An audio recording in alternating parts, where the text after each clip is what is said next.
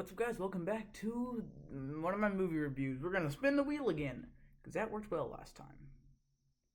At least I think I'm recording this right after I finished the Toy Story one, so we're spinning. Also, I didn't say this in the Toy Story video. One of these movies that are in my greatest movies of all time list is not actually here, and we're doing Spider-Man: No Way Home. Great! It's not actually on this. That is going to be. I'm not emotionally ready to talk about that movie, like, in the same breath as Toy Story or No Way Home or any of these other movies that are on this list. I'm just not ready for that yet. So that'll come sometime eventually. But today we're doing Spider-Man: No Way Home, the best Marvel movie, in my opinion. Why is it? Be quiet. Okay. So, what is it? Well, it's Spider-Man. Not much to it. It's got all the other Spider-Man. Not much to that either. But what is it? It's just a simple Marvel movie. The best we've had in a while, I'll tell you what. Like, that was a big slog for the MCU. So, let's go through and talk about why Spider-Man: No Way Home is my favorite Marvel movie. Step 1, the story. It revolves around Spider-Man trying to get into college without calling, so he hires Doctor Strange to make everyone forget everyone, but he keeps forgetting Spider-Man because that's why he can't get in, so he bada bing bada boom, he messed up the spell. Everyone who knows who Spider-Man is from other universes are starting to spill in. Raimi's Green Goblin, Sandman, and Doc Ock are now in the realm, and whoever did Mark Webb, I think is his name. What is his name? Let's check the letterboxd. Let's see. I think it's Mark Webb. Amazing Spider-Man. Mark Webb. I knew it. And then we got Lizard, Electro, all there. Those guys. And so now they got to team up with Raimi and Webb's Spider-Man, which makes it an incredible film. Just from the beginning alone, I was intrigued. I did not want it to end. Thankfully, I was only 30 minutes into this 2.5 hour movie. Once we start to see all these other characters jumping, you know you're in for one heck of a time. The Doc Ock fight is so entertaining. The mystery of Green Goblin alive, which we already know how it happens. Just everything. We get to see Norman Osborn in his normal form because we haven't seen that in 19 years. When the movie came out, we've seen it. This is 22 years. So that's really nice to see. So we take him back to Happy's place. Doc Ock is sour about it as always, but once Peter cures him, he is happy. They even kind of team up in the final battle. But Norman Osborn's Green Goblin form comes back out and kills May, which I actually did see coming because I looked at reviews. I shouldn't have done that for this movie. Did it take me out of the movie? Heck no. So yeah. And then the other two come in. So MJ, Ned, both Spider-Man, all three of them, they make cures, and now they're gonna fight Sandman, Electro, and the Lizard on the Statue of Liberty. Doctor Strange comes back, and Doc Ock shows up and actually kind of helps them. It was weird to see him actually do that though. Like he actually harms Electro in ways I didn't expect. And then Green Goblin comes back with the famous line, "Does the Spider-Man want to come out and play?" Gosh, no. Gosh.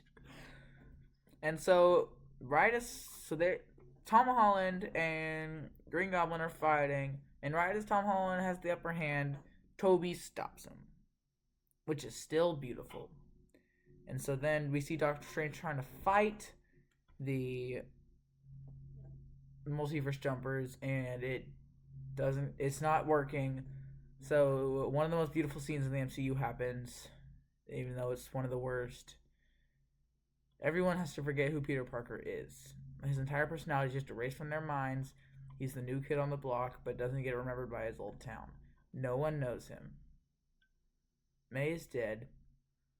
Girlfriend, best friend, and Happy Hogan do not remember who he is. No one does. Which makes the scene all the more beautiful when he doesn't tell MJ who he is at the end. The final shot of the movie is him with a new suit combining Toby's and Andrew's, swinging around the city. And one of the most beautiful scenes in the movie, we see Emperor Palpatine Lego, signifying that Ned and MJ and Happy and everyone else who ever knew him or loved him will never see him again. This movie is amazing. I also think it's really funny too, and the music, it swells. Like, it's just like Tom Holland has not known what's been going on since Civil War. So it's just funny. He's still a kid, man. So he's just still learning. So he just like, you are not from my universe. I'm not. I'm Spider-Man and Disney. Like, it's funny, man. What news is there to talk about? When the action scenes are on screen, perfect. Those are amazing.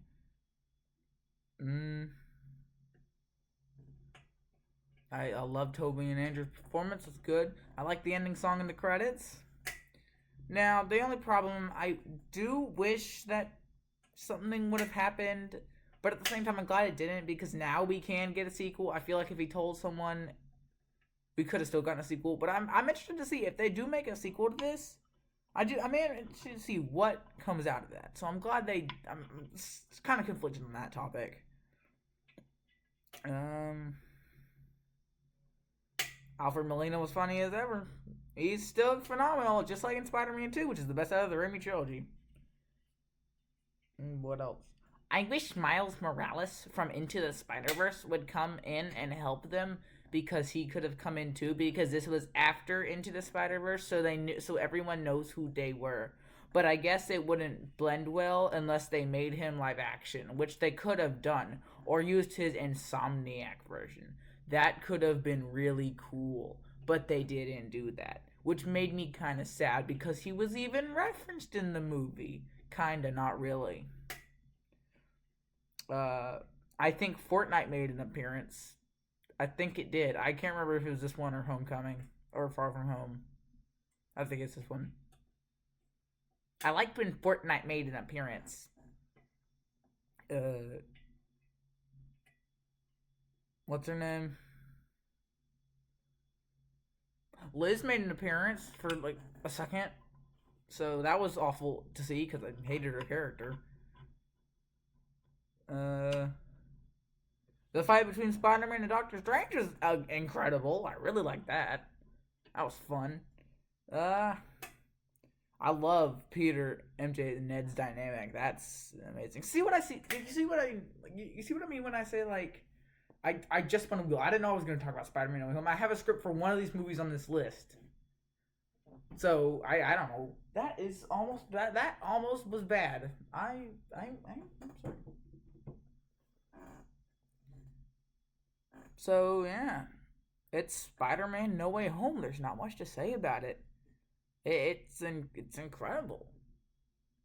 Like, it's just the best Marvel movie for a reason, because like it has that emotional feeling.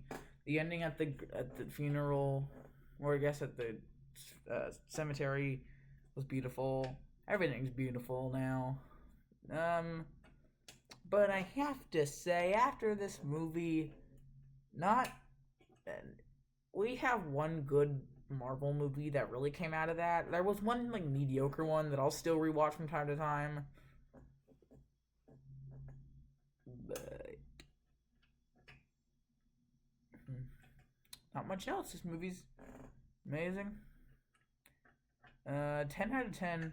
Definitely go watch it now.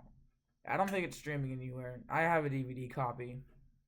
But hey, if you like good movies, I suggest subscribing here and go check out my podcast on Spotify. It's under the community tab. I'll be talking about movies a lot there soon. Bring some people on, tell some stories. It's gonna be awesome. Go subscribe. There's also a YouTube channel at Jackman Podcasts. Look that up.